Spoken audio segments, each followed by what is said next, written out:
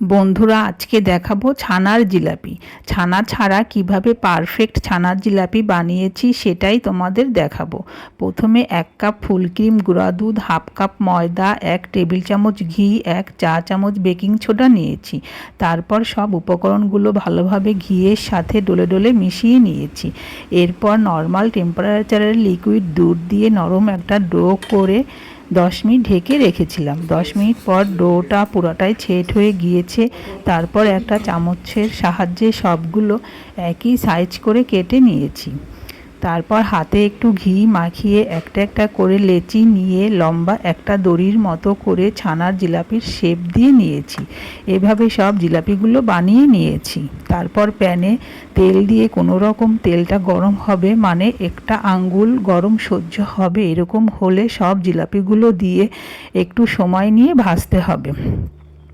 একটা পাশ হলে খুব হালকাভাবে উল্টিয়ে দিতে হবে। দেখুন বন্ধুরা, জিলাপিগুলো কতটা ফুলে গিয়েছে।